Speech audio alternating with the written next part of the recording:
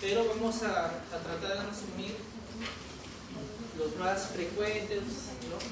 Lo que más nos importa, lo que más llegamos a ver también en la parte de emergencia en medicina. ¿Ya?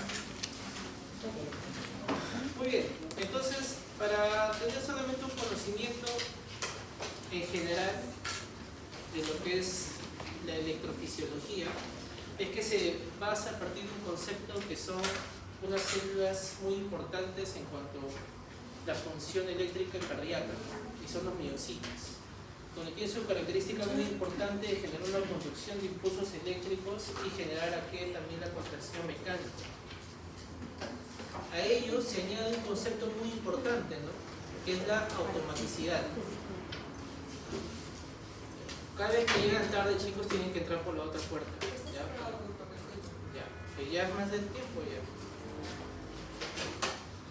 Entonces hay que tener en cuenta lo que es la automaticidad. ¿Alguien sabe lo que es la automaticidad cardíaca?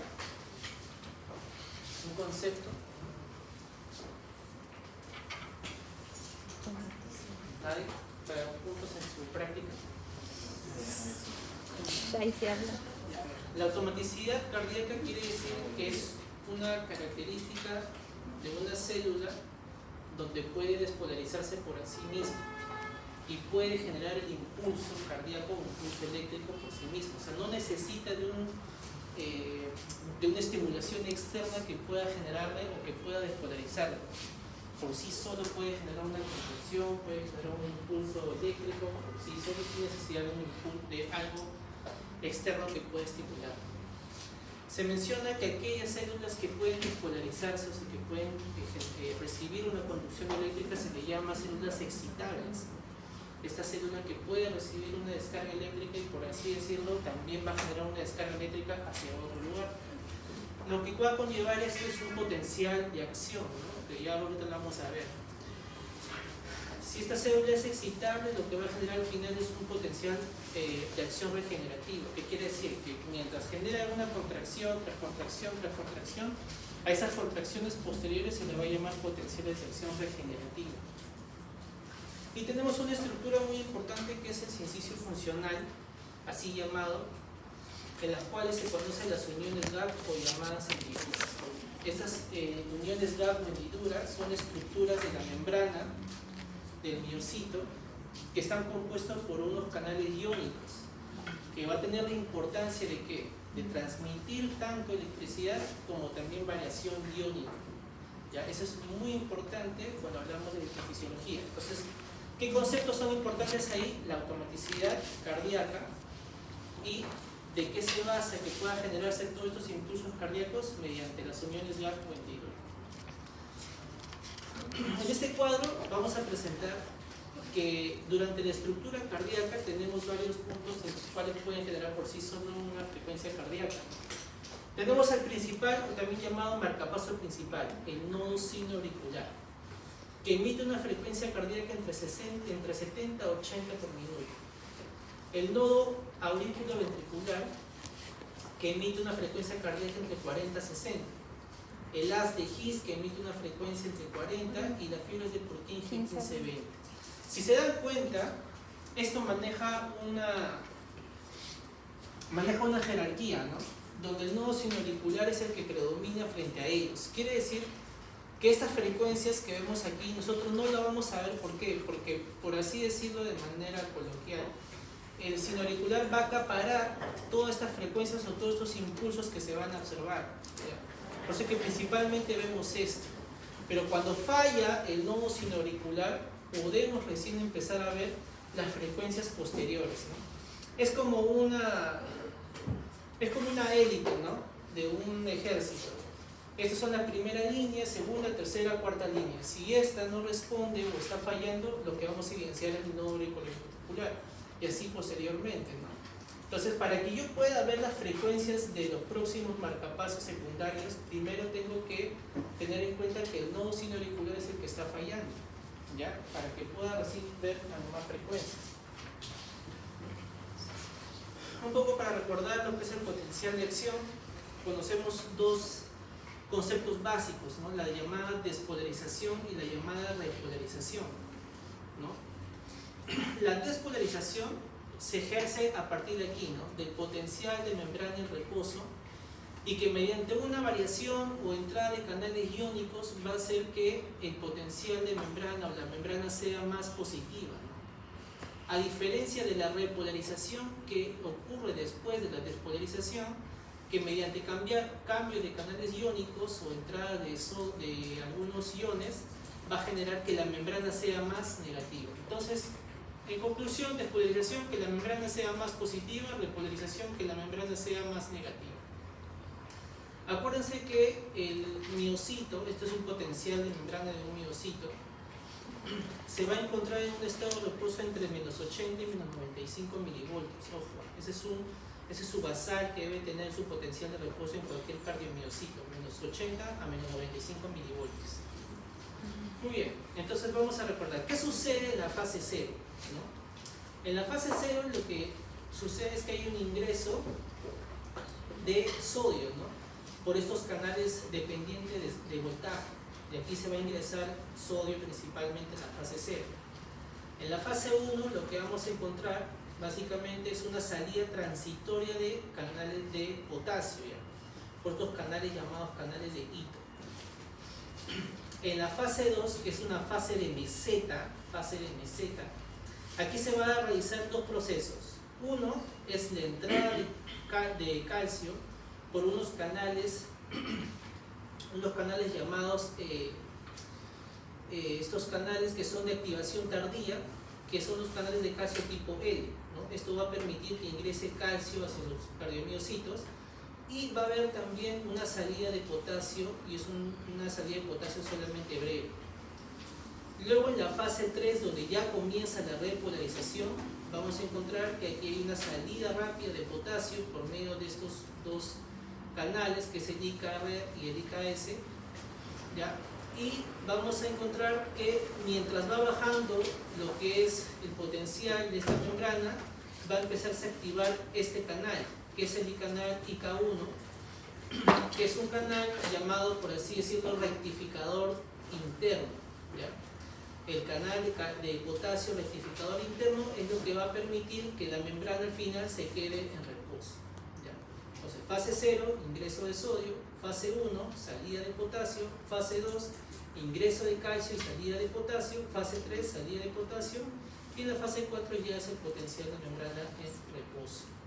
¿Cómo representaría la despolarización, o sea, el ingreso de sodio a nivel del EKG? Mediante el QRS. ¿Y cómo se representaría la repolarización a nivel del EKG? Mediante la onda T. ¿Ya? Eso es básicamente un breve reseña del potencial EXO. Hay algo muy importante que necesito comentarles para seguir con esta clase, y que lo vamos a encontrar inclusive en los demás términos en la clase. Es esto, el periodo refractario. ¿En qué consiste el periodo refractario? Estamos mencionando que el potencial de acción que se genera por entrada o salida de canales iones, todo. El periodo refractario es ese periodo de tiempo en la cual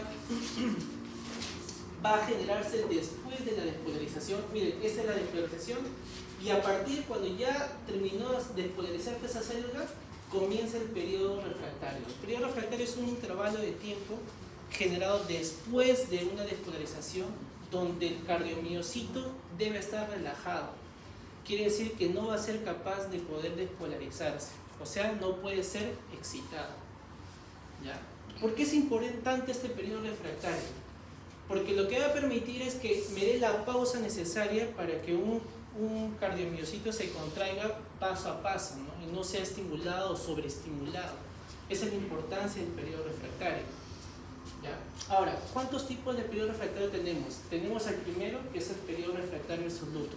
Por su mismo nombre lo dice, ¿no? Absoluto, o sea que no se va a poder estimular por nada del mundo, ¿ya? Tenemos al otro el periodo refractario efectivo. Tenemos al periodo refractario relativo. Este periodo refractario relativo se conoce porque se va a poder estimular, sí, pero necesita algo o un estímulo superior a lo normal. ¿ya? Necesita estar, sí se puede estimular o sí puede ser excitado o despolarizado, pero necesita que esta estimulación sea mayor a lo normal. Y tenemos al periodo supranormal. Ese periodo supranormal es un periodo en el cual esta célula es muy excitable. Basta un mínimo estímulo para que esta célula se pueda excitar o despolarizar.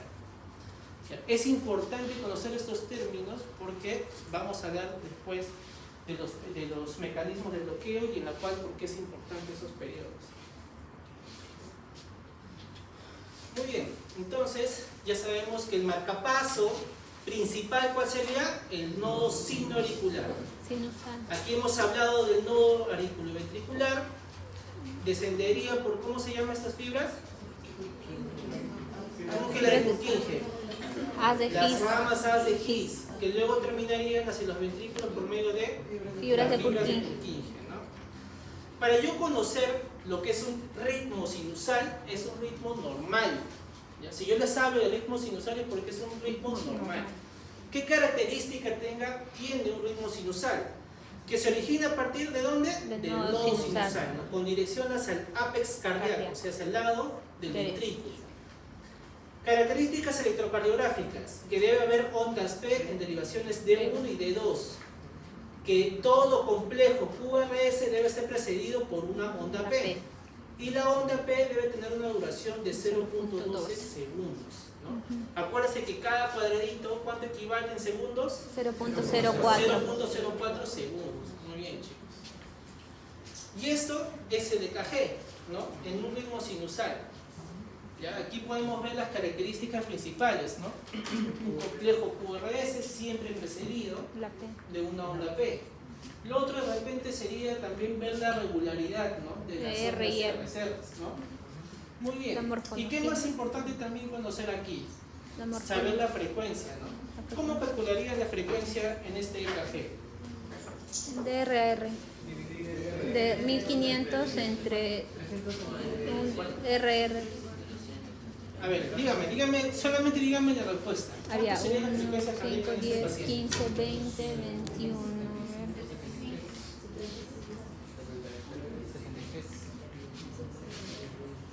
71, 72. ¿Cuánto? 71. ¿Alguien dice más? 15, 20, 21. 5, 10, 15, 21. 71, ¿no? 71. 71, por ahí me dicen 72 otros, ¿no? Una más clásica, bueno, la que yo normalmente utilizo, son la que contabilizo los cuadraditos, ¿no? Entre R y R, ¿no? Sí, Y 21. divido 1500 entre la cantidad de cuadraditos que hay entre R y R, ¿no? Sí. Aquí por lo menos hay unos 21. 21, 1500 entre 21 son 71. 71 por ahí. Muy bien. Entonces quiero que se grabe este EKG, que es un ritmo sinusal. Normal. Porque los próximos EKG que vamos a ver ya no son de ritmo normal. Y ustedes van a entender la diferencia. Entonces, ritmo sinusal, onda P, que mide menos de 0.12 segundos, precedido siempre de el QRS siempre precedido de una onda P y que los RR sean regulares. La morfología de la P. Dentro de ellos, los mecanismos arritmogénicos es una parte de la teoría en la cual no se explica mucho en la parte fisiológica, pero me parece muy importante tener el conocimiento de eso. Muy bien. Dentro de los mecanismos arritmogénicos tenemos dos tipos: el trastorno de la formación del impulso y un trastorno de la conducción del impulso. O sea, hay dos partes de cómo se genera la arritmia. Uno, de cómo se forma ese impulso cardíaco y que se emite hacia los demás niveles, y otro es el trastorno de la conducción, o sea que durante el trayecto hay algo que sucede que no permite que llegue ese impulso cardíaco a su objetivo. Dentro de aquellos que tenemos formación del impulso tenemos dos tipos, ¿no? El automatismo y la actividad desencadenada.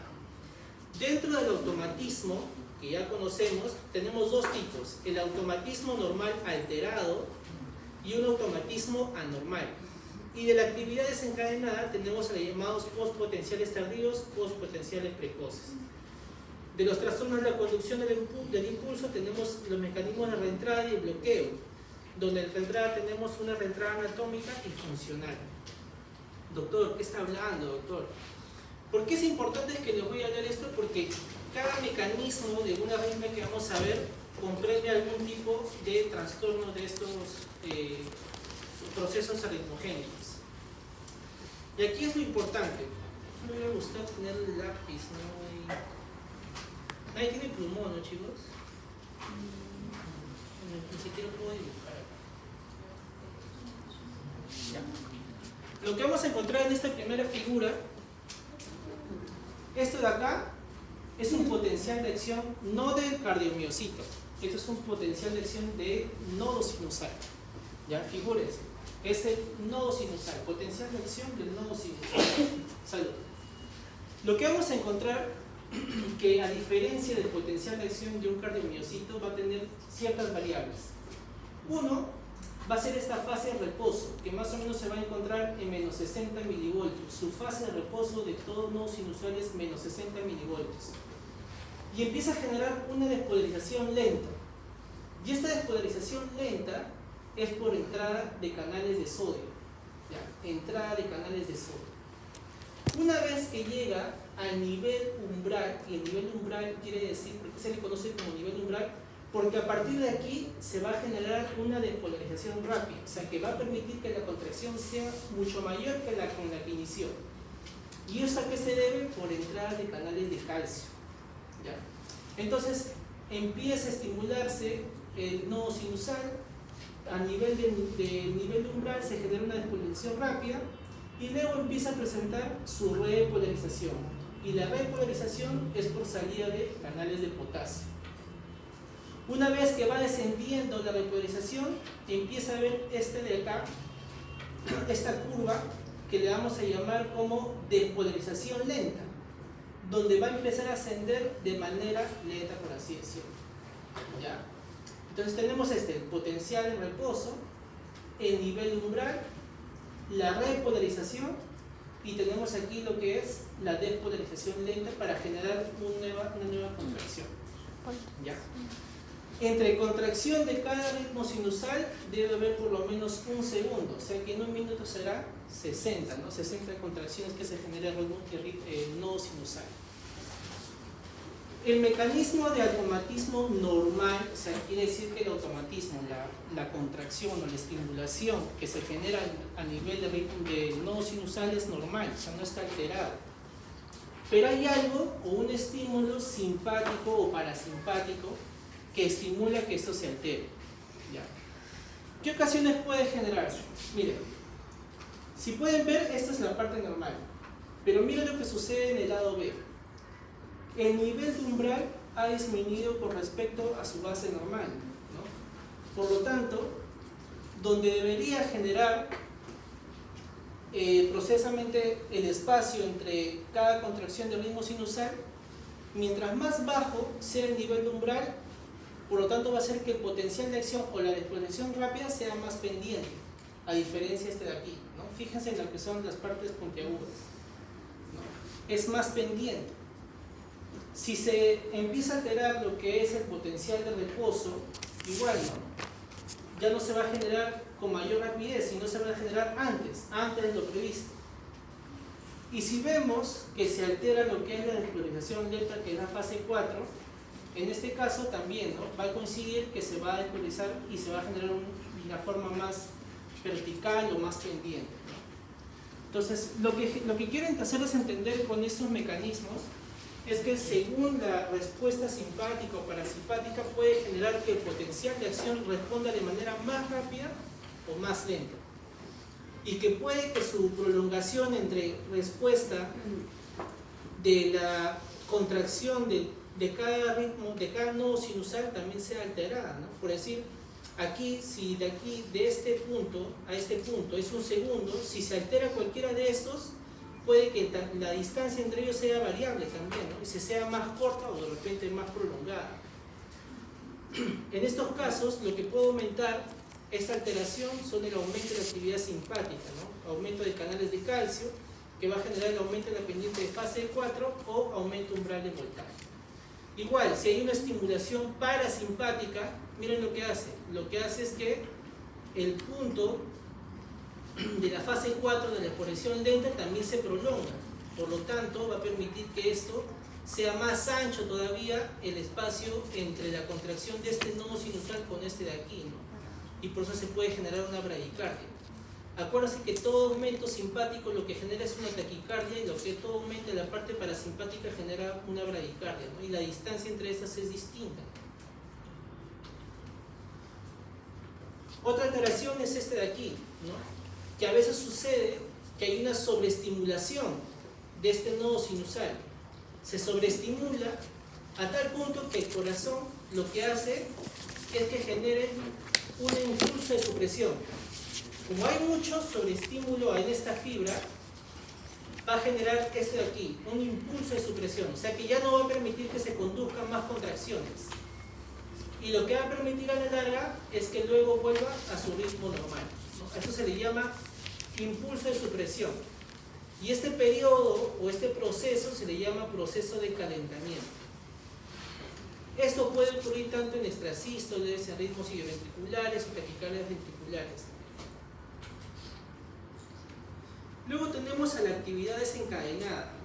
La actividad desencadenada ya vendría a ser aquellos impulsos cardíacos que son generados por estos postpotenciales. Este es un potencial normal, pero si ustedes pueden ver acá hay una muesca, ¿no? Aquí también en la fase 3 hay una muesca y en la fase 4 también hay otra muesca. Esos son los postpotenciales.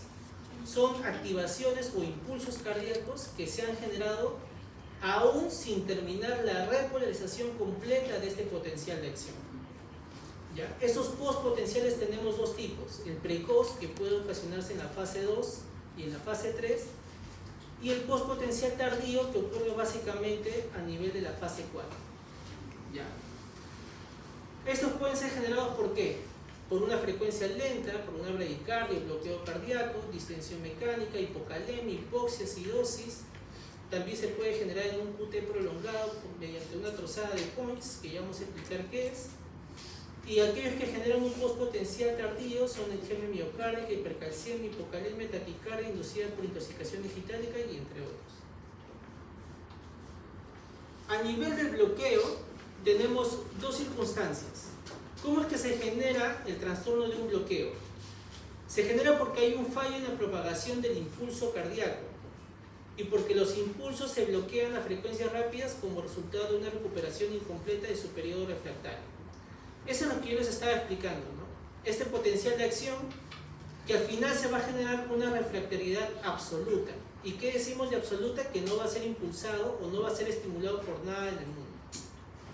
Entonces, cuando ya llega a la refractariedad relativa, que es lo que le mencionaba, que puede ser despolarizado, pero siempre y cuando hay un estímulo más de lo normal, a veces justo este proceso, cuando llega el impulso cardíaco, es bloqueado. Y como está bloqueado, entonces ya no va a permitir la propagación de ese impulso cardíaco. Por lo tanto, no se produce la conducción y lo que va a generar es también que sea un latido aberrante. Como no va a llegar a este nivel, entonces se va a generar que otros focos sí puedan llegar hacia este punto y quieran estimularlo, ¿ya?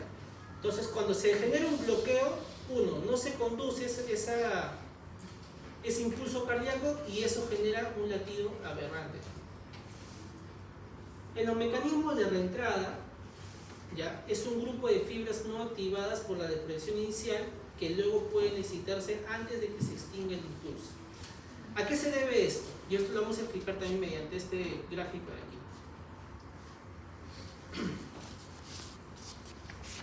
Muy bien. Vamos a suponer que llega el impulso cardíaco a este nivel. Y lo que genera este impulso a nivel del nódulo, ya sea auriculoventricular, tiene dos fases, una fase lenta y una fase rápida. Por ser fase rápida es por donde se va a transmitir con mayor rapidez lo que es el impulso cardíaco. Pero lo que es la parte lenta, esta se va a demorar muchísimo para que pueda ser transmitido hacia el ventrículo. Por lo tanto, cuando una vez que ya llega la parte de la fase lenta hacia el querer estimular el ventrículo, ya no va a poder. Como ya la fase rápida o la rama rápida ya lo excitó al ventrículo, entonces lo que va a encontrar la rama lenta es que este ventrículo ya esté excitado. Por lo tanto, como ya está excitado ese ventrículo, ya va a estar en periodo de refractariedad y ya no va a poder estimularlo. Esa es en la parte normal. Pero ¿qué pasa en la reentrada anatómica o clásica? Que cuando llega el impulso y debería esparcirse tanto en la fase lenta como en la fase rápida, llega a haber un momento en que esta está bloqueada. ¿Por qué? Porque esta todavía se encuentra en un periodo de refractariedad. Entonces le va a quedar el camino donde sí está desocupado, o sea, donde sí puede estimularse. Y una vez que quiera irse hacia el ventrículo, va a encontrar otro camino, donde este sí puede estar estimulado porque ya pasó su periodo de refractariedad. Y por lo tanto, este va a generar otra vez que este bloqueo que había ya va a estar totalmente relajado. Por lo tanto, se va a formar un círculo vicioso en querer estimular 1 y 2 y 3 y varias veces más. Ese es un mecanismo en el cual se genera en una de las taquiarritmias más frecuentes, ¿no? Que es la taquicardia supraventricular. Luego tenemos otro mecanismo que es la reentrada funcional, donde esto ya no depende mucho de una variación anatómica, esto puede ocasionarse de manera por conducción. Y aquí se encuentran algunas maniobras para diferenciar los distintos tipos de mecanismos de las arritmias, ¿no? Ya sea por automatismo, actividad desencadenada o reentrada. Existen algunos métodos para poder diagnosticar o para poder saber qué tipo de mecanismo ritmogénico está aplicando esta enfermedad. Muy bien, entonces vamos a hablar ahora de lo que son ya de por sí, lo que son las bradiarritmias y taquiarritmias. Las taquiarritmias se pueden clasificar o se pueden caracterizar porque estas van a tener una clínica muy distinta y predominante, donde el paciente va a referir palpitaciones. E inclusive estas palpitaciones se pueden traducir como taquicardias, ¿no? El paciente puede presentar disnea, diaforesis, mareos, dolor torácico, presíncope o síncope, y inclusive puede también presentar muerte súbita si es que está asociado a una taquicardia ventricular o una hipotensión. Y las bradiarritmias frecuentemente son asintomáticos, ¿ya? Frecuentemente son asintomáticos. Pero el paciente puede presentar mareos, presíncope o síncope, inclusive puede generar una angina pectoris, ¿no? Que puede presentar como un dolor de pecho, y puede también empeorarse o pueden ser condicionadas si existe un proceso cardíaco preexistente, ¿no? O sea, una enfermedad coronaria obstructiva crónica. Entonces, principalmente lo que me importa es que en las taquiarritmias el paciente tenga tres cosas: palpitaciones, disnea y dolor torácico. Y en el paciente con bradiarritmia frecuentemente va a venir que tu paciente presentó síncope, ¿no? Es un abuelo en la cual estuvo en casa, se paró para irse a los servicios higiénicos y de pronto se desmaya. Esos son clásicos de un paciente con bradiarritmia. Pero un paciente con taquiarritmia es un paciente que estuvo realizando sus actividades normalmente y empieza a presentar palpitaciones, dolor de pecho, disnea, y por ese motivo ingresa a emergencia. La clasificación tanto de las bradiarritmias como las taquiarritmias se pueden dividir según el proceso o el nivel donde se genera dicha patología. Si es a nivel del nodo sinusal, tenemos de las bradiarritmias bradicardia sinusal y síndrome del seno enfermo. Si es de las taquiarritmias, se genera una taquicardia sinusal. A nivel de las aurículas no existen bradiarritmias, pero a nivel de las taquiarritmias sí existen, ¿no? Tenemos aquí el aleteo auricular, fibrilación auricular, taquicardias supraventriculares paroxísticas, taquicardia auricular focal y la multifocal. A nivel del nódulo auriculoventricular tenemos el bloqueo de conducción, ritmo de escape de unión, y las taquiarritmias tenemos taquicardias paroxísticas por entrada. A nivel de los ventrículos tenemos el ritmo de escape ventricular, y a nivel de las taquiarritmias tenemos las contracciones ventriculares prematuras, taquicardia ventricular, cruzada de Pons y fibrilación ventricular. Esta es una clasificación en la cual me parece más ordenada, ¿no? Donde yo puedo saber que si este sitio o este nodo sinoauricular está fallando, qué bradicardias nos pueden generar o qué taquicardias nos pueden generar, ¿no? Igual dependiendo de las demás. Muy bien, entonces vamos a hablar primero de las bradiarritmias. Dentro de las bradiarritmias sabemos que existen dos procesos. Esto es un impulso cardíaco que cuando se llega a transmitir a nivel del EKG muestra una imagen sugerente, ¿no?, de una actividad normal.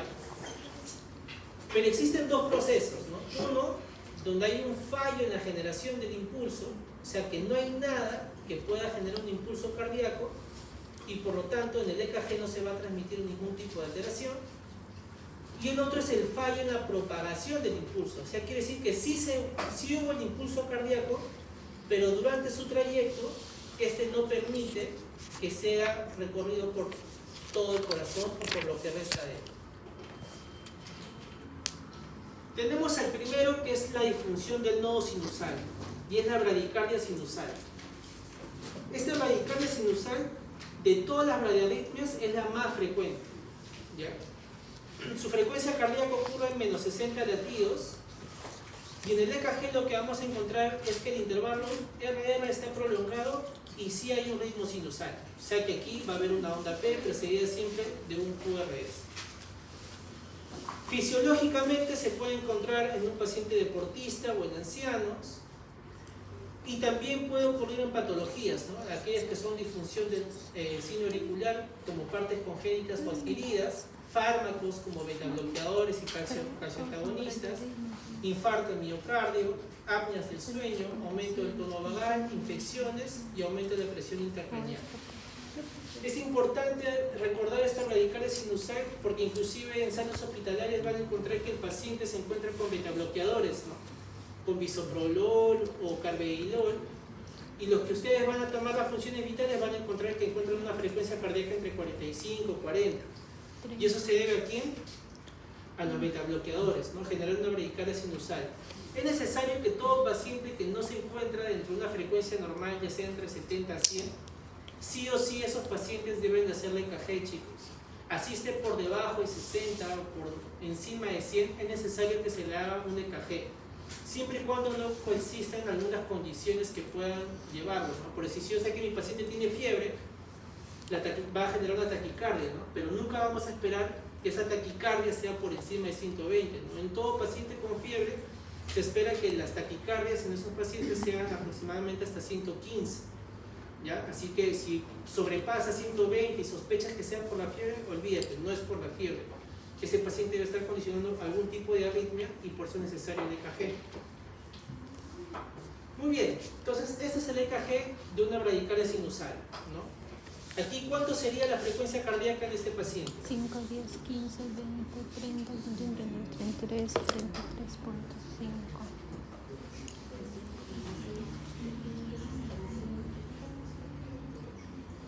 44. 44, muy bien, ¿no? Ya sería entonces por debajo de 70 o por debajo de 60 según lo que se estipula en la parte normal.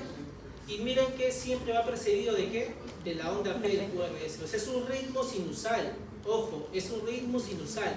Tienes a la onda P, tienes al QRS, tienes a la onda T, pero hay un intervalo entre el R y R que es prolongado.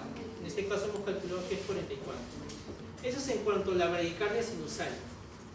Tenemos lo otro que es el arresto sinusal. ¿Qué es el arresto sinusal? Es la ausencia de inicio de impulso auricular espontáneo. O sea, es una pausa que aproximadamente va a durar más de 3 segundos. Y las causas más comunes es una fibrosis tisular de la misma aurícula, una isquemia miocárdica, intoxicación por digoxina, isquemia cerebral y tono vagal excesivo. Entonces, tenemos aproximadamente que el ritmo aquí es sinusal, tenemos la onda P, QRS, la onda T, va a generarse normalmente el ritmo, pero de pronto hay una pausa. Una pausa en la cual no se genera ningún impulso cardíaco, ni siquiera la onda P, ni siquiera el QRS, ni la onda T. Se hace un arresto sinusal, o sea, no se genera ningún impulso y luego empieza a aparecer. Esto es frecuente en ancianos, ¿ya? Muy frecuente en ancianos. Inclusive puede aparecer en aquellos pacientes que tienen algún problema cardíaco de base, o sea, si tienen falla cardíaca o han tenido un infarto de miocardio anteriormente, es frecuente que se genere este tipo de patrones de EKG.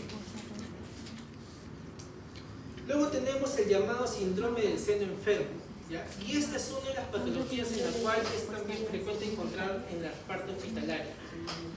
El síndrome del seno enfermo, que es a nivel del nodo sinusal, sabemos que es una disfunción intrínseca del nodo sinusal que genera periodos de bradicardia inapropiados.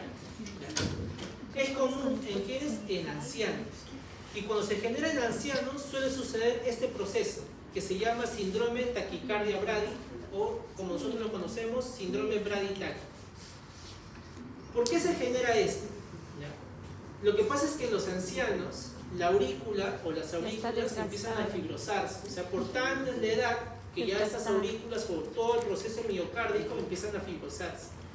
Y como se fibrosan las aurículas primero en todo proceso de envejecimiento, lo primero que se envejecen son las aurículas, ¿ya?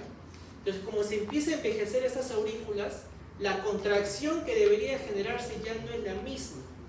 Por lo tanto, el nodo sinusal o el nodo auriculoventricular va a ver que el impulso cardíaco que está llegando es débil, es muy poco. Por lo tanto, ¿qué va a generar? Que se ejecuten focos ectópicos. Cuando yo digo focos ectópicos, son puntos de alguna estructura de la aurícula que no deberían transmitir impulso cardíaco. Pero lamentablemente, como el corazón trata de suplir o generar un impulso cardíaco correcto, lo que hace es que existan focos ectópicos. Y esos focos ectópicos empiezan a generar impulsos.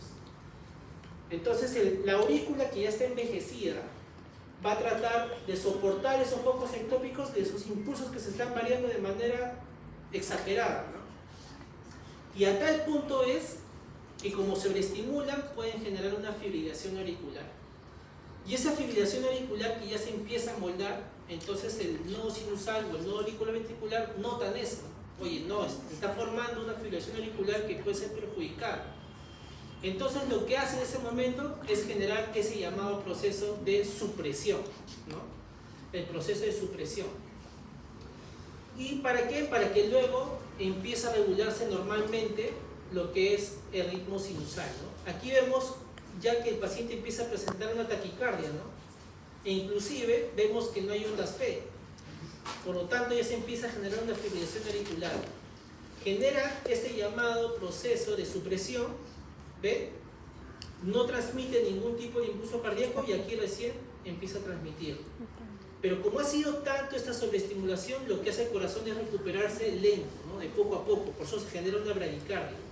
Después de una taquicardia empieza a recuperarse, pero generando también una bradicardia. Frecuentemente en pacientes ancianos que puede generar mareo, confusión o síndrome, ¿ya?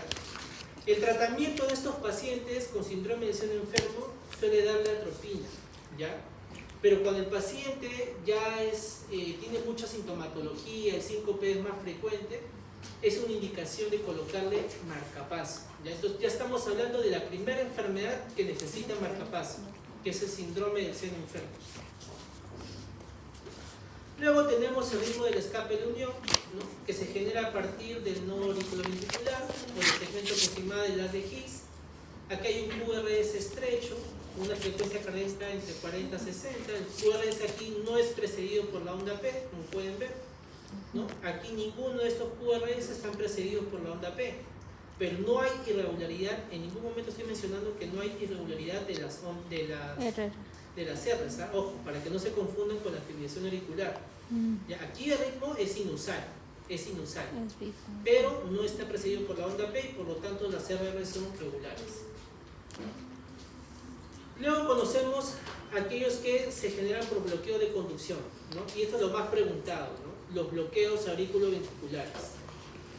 Dentro de los bloqueos auriculoventriculares tenemos 3 grados. El primer grado, que es conocido ¿por qué? Porque se va a generar una prolongación del retraso normal entre la desvalorización auricular y ventricular, ¿no? Que va a generar una prolongación del PR, o sea, más de 0.2 segundos, ¿ya? Muy bien, veamos aquí entonces en el EKG. ¿Cuántos cuadraditos hay entre el segmento PR? 1, 2, en 5, 8. ¿Y cuánto sería entonces en segundos? 8 por 32, 0.32. 0.32. 0.32, o sea, sí cumple la función de que sea un primer grado, pero para que sea primer grado todos los demás deben estar prolongados en el mismo nivel o en el mismo tiempo, ¿no? ¿Este de aquí también cumple o no? 5, sí. ¿Este también? Sí. Y así, todos deben de cumplir la prolongación del PR en el mismo tiempo, ¿ya? Las causas de eso son reversibles: incremento del tono vagal, isquemia transitoria no auriculoventricular, o también por betabloqueadores. Estructurales, el más conocido es por el infarto miocardio o trastornos degenerativos en el envejecimiento. En el bloqueo de segundo grado tenemos dos tipos: el MOBITS tipo 1 y el tipo 2. El MOBITS 1 es el llamado Weckenbach también, ¿ya? ¿Cuál va a ser la diferencia entre el uno y el otro? Aquí en el segundo grado del MOBITS tipo 1 vamos a encontrar que también hay una prolongación del PR, pero esta prolongación es progresiva. Es progresivo. A diferencia del primer grado, la prolongación es constante. Se mantiene. La de segundo grado es un incremento progresivo. Y va a llegar un punto en que tanto se va a prolongar este segmento PR que va a dejar de conducir un complejo QRS. Aquí vemos, ¿no? En el EKG, el segmento PR empieza a prolongarse, aquí también se empieza a prolongar y llega a haber un momento que ya no conduce QRS, hasta que luego vuelve a aparecer otro complejo similar. ¿Ya? Entonces, eso es lo que deben de acordarse del MOBITS tipo 1 del segundo grado. Son prolongaciones del PR de manera progresiva y que llega un momento que no conduce un QRS, ¿ya? Y cuando regresa otra vez a su ritmo normal, el PR se vuelve otra vez corto, ¿ya? No esperen que el PR siguiente o el que vuelva a aparecer sea prolongado. En este caso el PR ya se vuelve otra vez corto. ¿Para qué? Para que luego se vuelva a prolongar de manera progresiva. Luego tenemos al MOBITS tipo 2, ¿ya? A diferencia del tipo 1, aquí se menciona que aquí no hay un PR prolongado, sino que definitivamente hay ausencia del complejo QRS sin preceder un intervalo de PR en prolongación.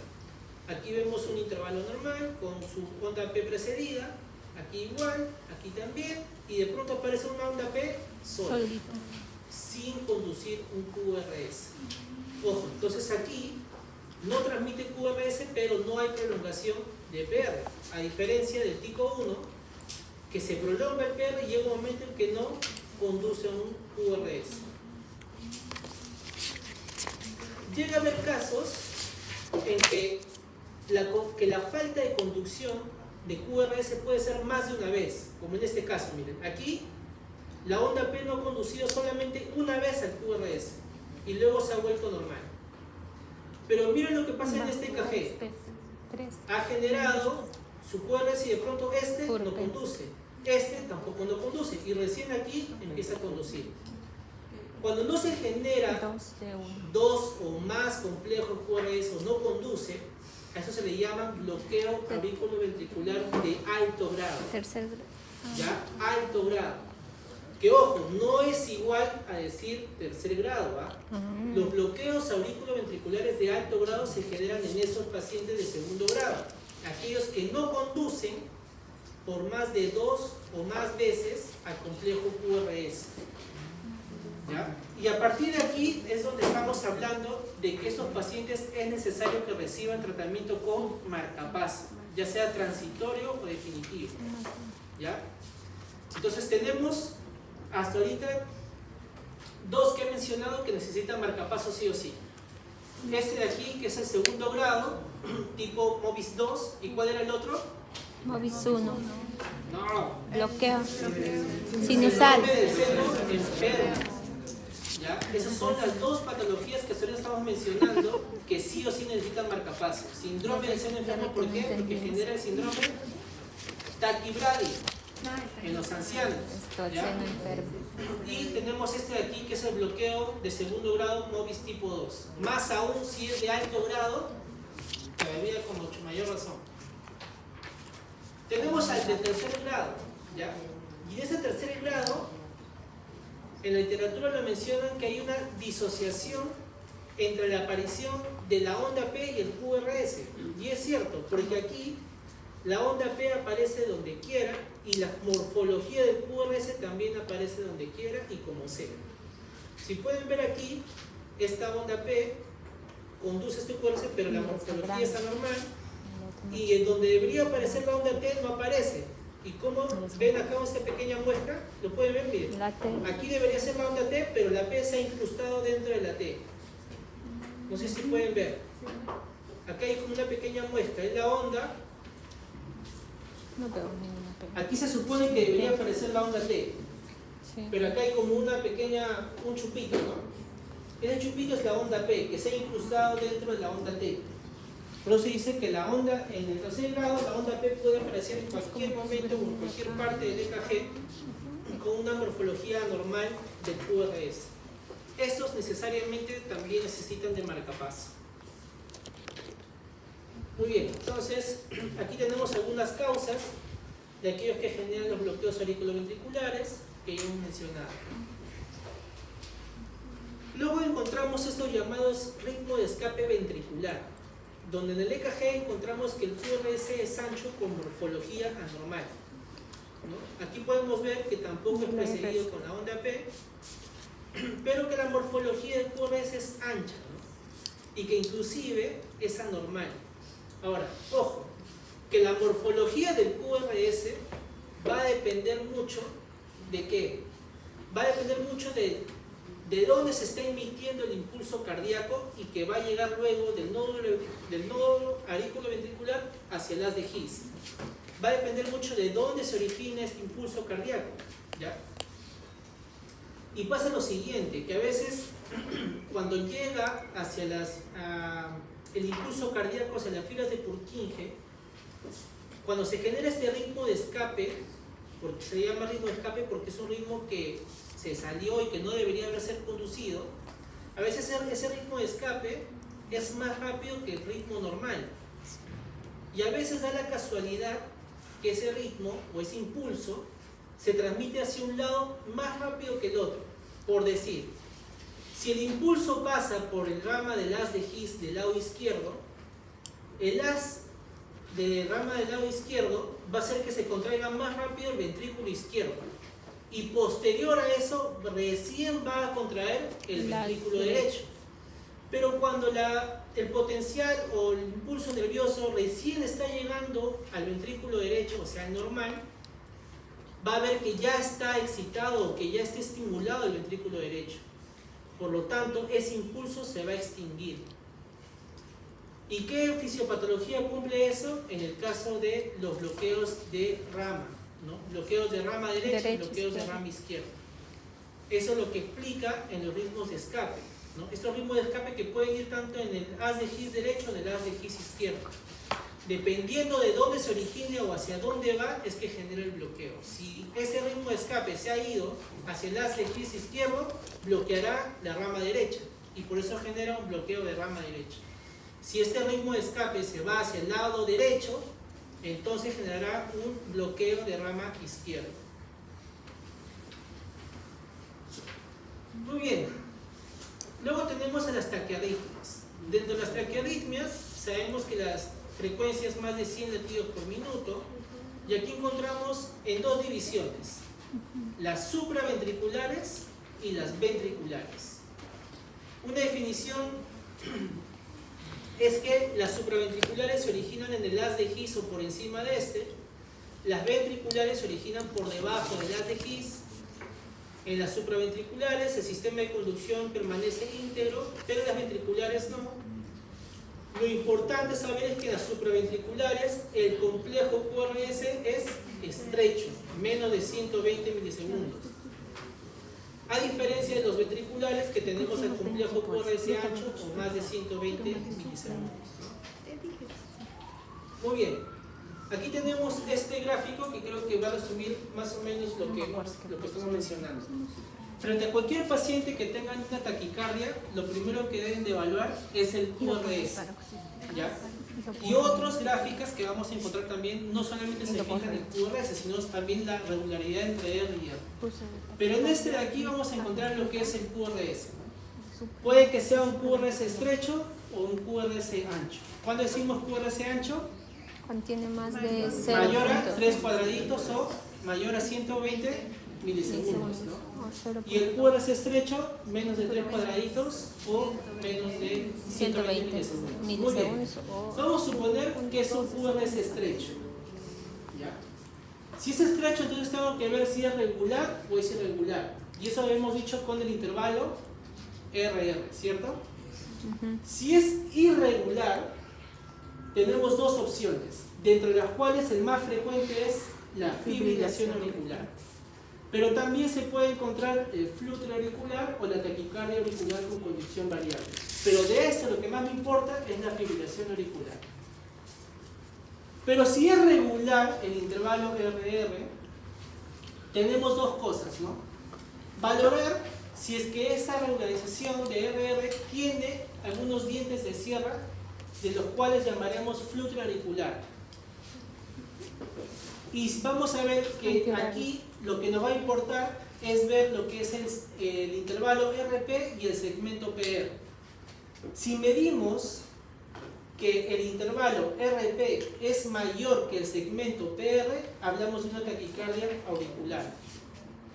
Pero si vemos que este intervalo RP es menor que el segmento PR, estamos frente a una taquicardia de reentrada, o también llamada taquicardia paroxística supraventricular. ¿Ya? Muy bien, entonces lo importante es saber, primero definir esto, ¿no? Si el QR es estrecho o ancho, y saber si es regular o no. Y si el QR es ancho, tenemos varias posibilidades, ¿no? La taquicardia ventricular, y aquí también tendríamos a la fibrilación ventricular.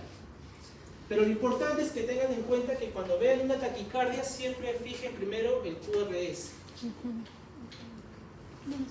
Aquí tenemos otra variedad, las taquicardias supraventriculares y las ventriculares.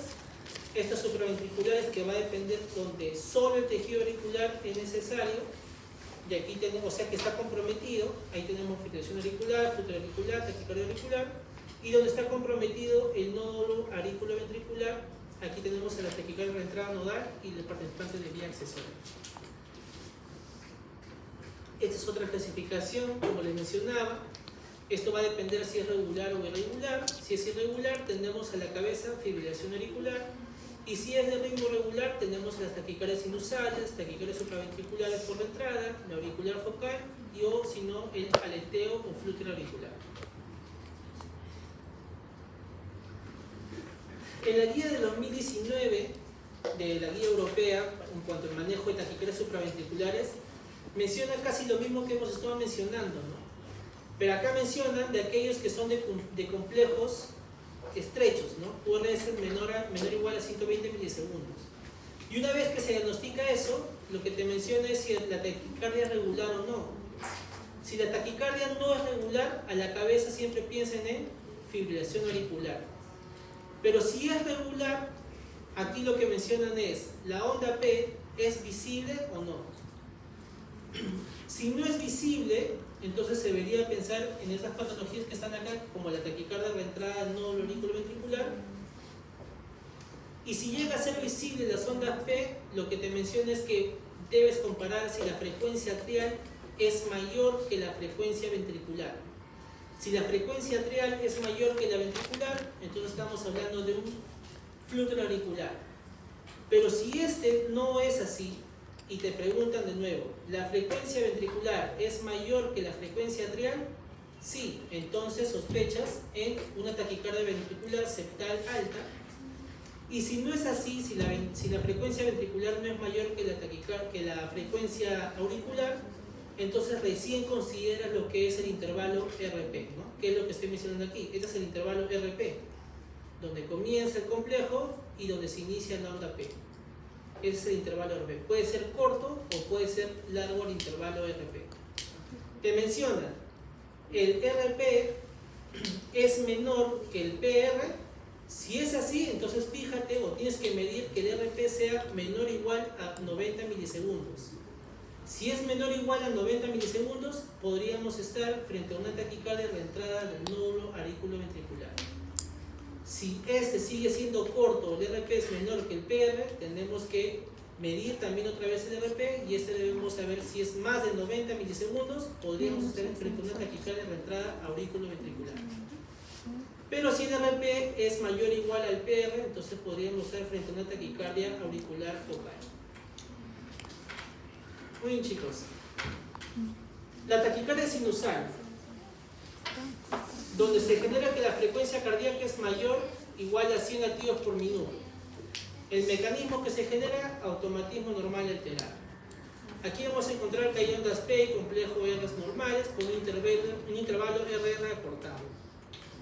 Las causas más frecuentes pueden ser por fiebre, hipovolemia, sepsis, anemia, hipoxia, EPOC, hipertiroidismo, ansiedad, dolor, un TEP, fármacos y también infarto miocardio, ¿no? Entonces, cada vez que ustedes vean una taquicardia sinusal, deben descartar todos estos tipos de condiciones para saber que sea una taquicardia sinusal. Tenemos luego la contracción auricular prematura. En estos casos, lo que vemos es que hay ondas P más tempranas de lo esperado, ¿no? Por decir, aquí vemos la onda P, el QRS, la onda T, la onda P, QRS, LT, y aquí aparece de manera espontánea, ¿no? Antes de lo esperado. Y esta onda P sí llega a conducir normalmente su QRS y la onda T. Ya no es que aparece solo la onda P, ese sí llega a conducir totalmente todo el complejo. Luego tenemos al flujo auricular, ¿no? Acuérdense que el flujo auricular es de un ritmo regular. La frecuencia puede ser entre 180 a 350 latidos por minuto. Y la característica es lo siguiente, ¿no? En este vamos a encontrar que las ondas P tienen un aspecto medio sinusoidal, ¿no? Como pueden ver aquí. Son las llamadas ondas F, ¿no? F mayor o minúscula. F de flúter.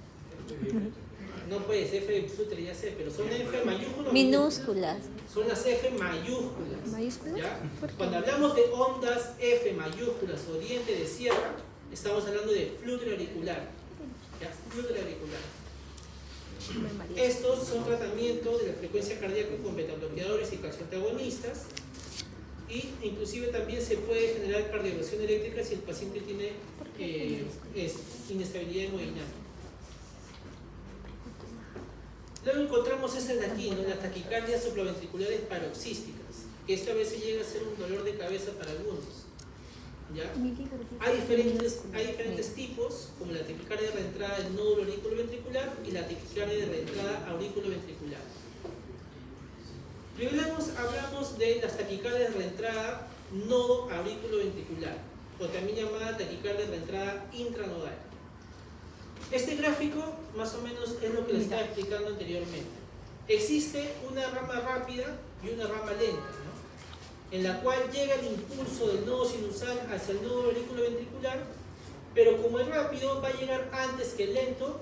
Cuando llega el lento ya lo va a encontrar excitado, por lo tanto se va a extinguir, se va a desaparecer este impulso cardíaco que es donde pasó la rama lenta, ¿ya? Eso es lo normal. Pero hay una propiedad también muy importante, que así como ha pasado rápido esta conducción, el periodo de refractariedad, o sea de reposo, va a ser más lento también, ¿ya? O sea, va a tardarse en poder volverse a recuperar. A diferencia de esta rama lenta, que como transmite el impulso cardíaco lento, su periodo de refractariedad también va a ser más corta, o sea, va a ser más rápido en que se recupere. ¿Qué pasa en la taquicardia de reentrada del nodo auriculoventricular? Lo que pasa es que cuando llega este impulso cardíaco aberrante, ¿ya? Va a haber un latido auricular prematuro, o sea, aberrante, que no debería transmitirse. Una vez que llega, va a encontrar que la rama rápida todavía sigue bloqueada. ¿Por qué? Porque todavía no ha alcanzado su refractariedad completa. Por lo tanto, como no le queda este lugar porque está bloqueada, porque todavía está refractario, entonces se va a ir por la zona donde es la parte lenta. Y como es lenta, su periodo de refractariedad ha sido corta, por lo tanto se va a poder transmitir y va a encontrar libre ya esta zona de la rama rápida.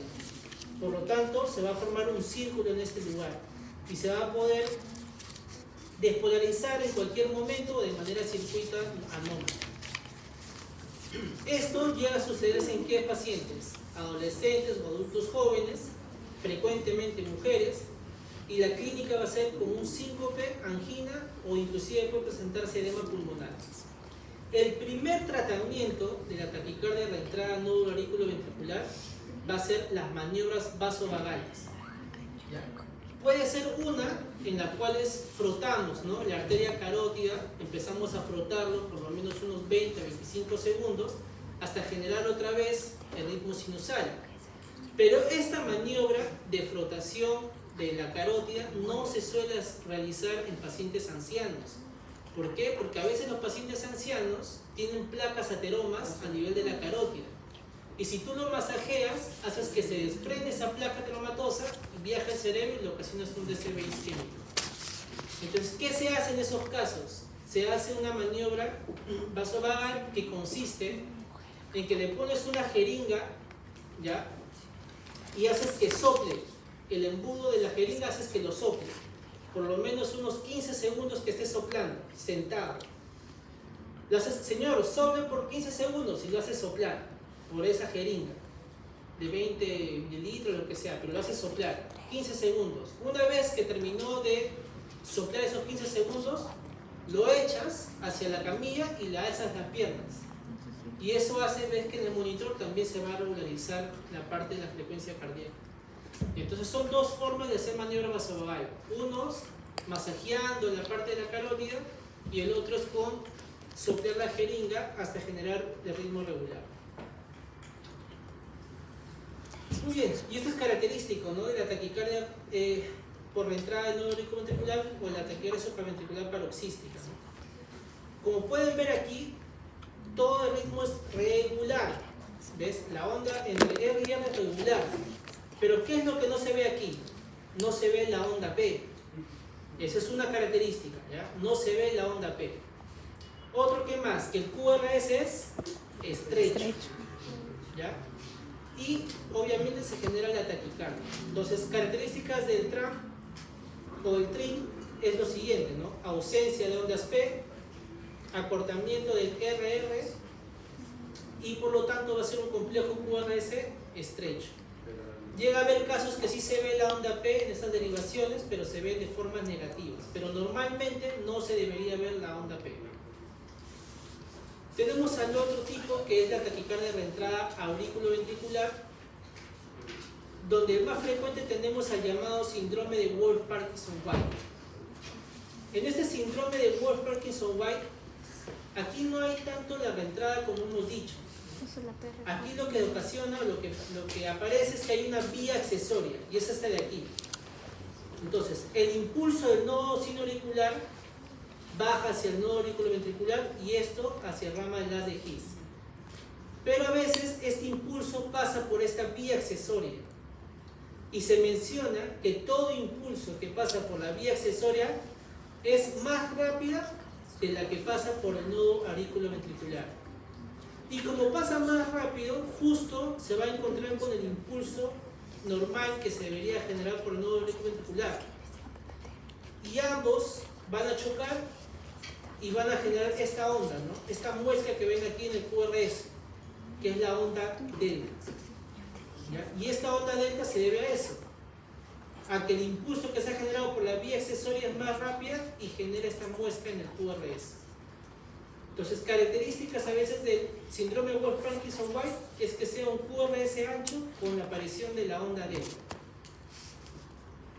Luego tenemos otros mecanismos que es la conducción ortodrómica, donde la conducción pasa hacia el nódulo auriculoventricular y ramas del His, pero en vez de seguir hacia el ventrículo, retrocede por la vía accesoria y empieza otra vez a estimular al nodo auriculoventricular.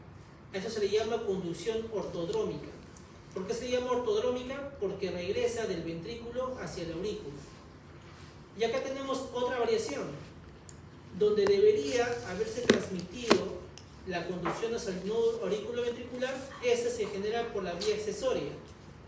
Y por la vía accesoria, en vez de seguir todavía hacia el ventrículo, también otra vez vuelve por la rama de las de His y vuelve a estimular al nuevo aurículo ventricular.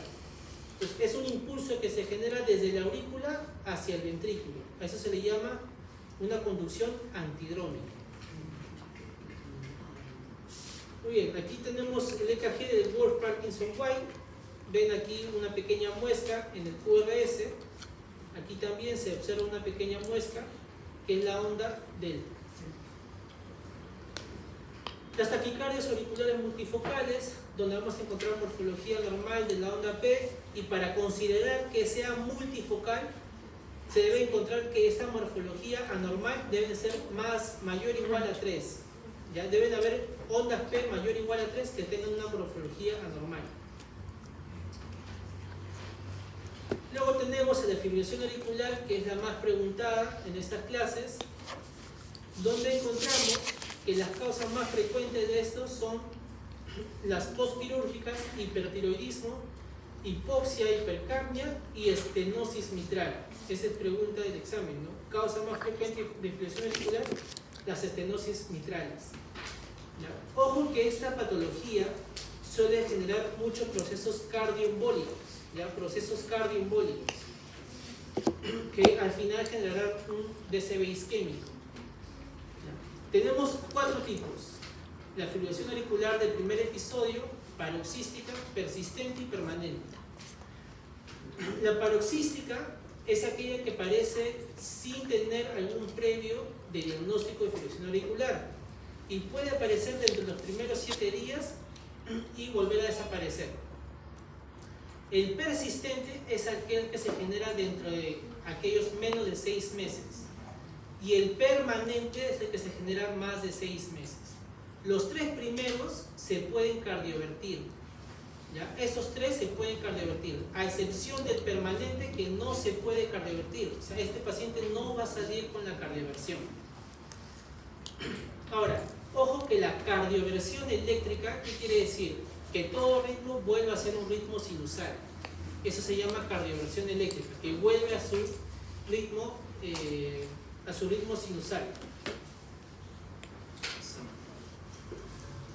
¿Ya? Y solamente está indicada la cardioversión eléctrica en casos de inestabilidad hemodinámica, ¿ya? Solamente en casos de inestabilidad hemodinámica. Lo importante de poder tratar la fibrilación auricular es lo siguiente: todo paciente con fibrilación auricular debe recibir anticoagulación oral. ¿Por qué? Por los riesgos de cardioembólicos. Otro es controlar la frecuencia cardíaca y la cardioversión en el caso de inestabilidad hemodinámica. Para poder yo saber si tengo que anticoagular a mi paciente, necesito saber 2 scores: el CHAS-VAS y el HASM. El CHAS-VAS es un score que me permite evaluar si mi paciente debe recibir o no anticoagulación. En fines académicos se conoce que para que un hombre esté anticoagulado, estos puntajes deben ser mayor o igual a 2. Y en el caso de mujeres, mayor o igual a 3. Si cumple estos criterios o estos puntajes, el paciente sí o sí debe recibir anticoagulación. Y el Haslet es un score que me evalúa riesgo de sangrado. O sea, si yo sé que mi paciente va a recibir anticoagulación, quiero saber qué tanto es el riesgo de ese paciente, que si yo al dar la anticoagulación puede que sangre. Y con eso se evalúa el Haslet. Bajo riesgo significa en 0 a 2 puntos y alto riesgo mayor o igual a 3. Pero ojo, en las guías de tratamiento de fibrilación auricular te mencionan que así el paciente tenga alto riesgo de sangrado, no es o no implica a que el paciente se suspende la anticoagulación. ¿Por qué? Porque acá se valora el beneficio-riesgo. Y como aquí el riesgo es que el paciente tenga mayor posibilidad de generar un proceso cardioembólico, sí o sí tienes que anticoagular. Pero tienes que igual monitorizar. Ya, o sea que no te va a hacer por las puras, entonces evalúa esto, ¿no? Pues igual tienes que tenerlo en cuenta, ¿no? Pero así te sale un alto riesgo tu paciente de sangrado, igual tienes que anticoagular. Salvo, ¿no?, el paciente tenga una hemorragia cerebral, obviamente no le vas a seguir dando anticoagulación, ¿no? Ahí sí tienes que suspenderlo. O sea, hay ciertos parámetros de que debes de, contraindicaciones absolutas, ¿no?, que ya debes de dejar de recibir anticoagulación. Aquí solamente un pequeño esquema de aquellos que reciben anticoagulación.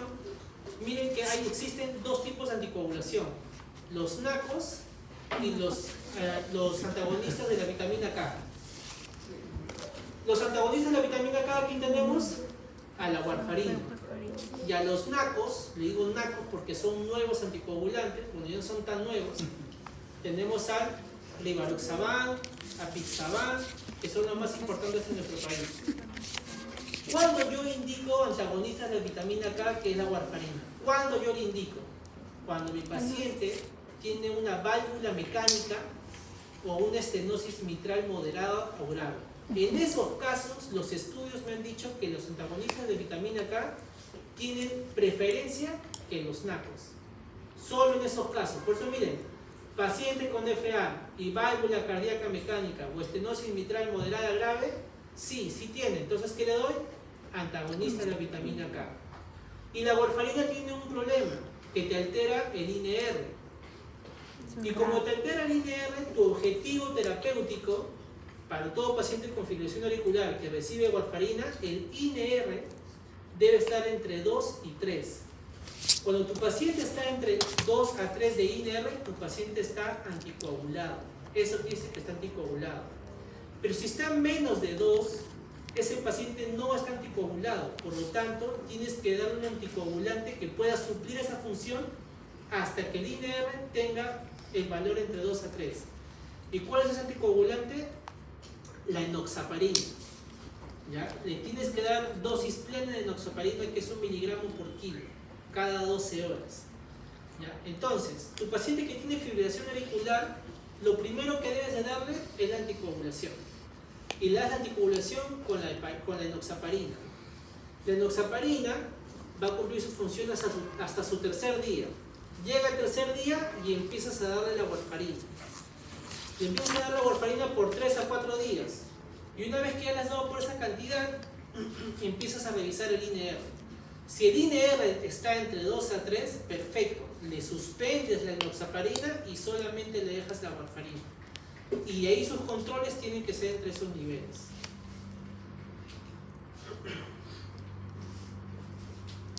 Muy bien, ese es el EKG de una fibrilación auricular.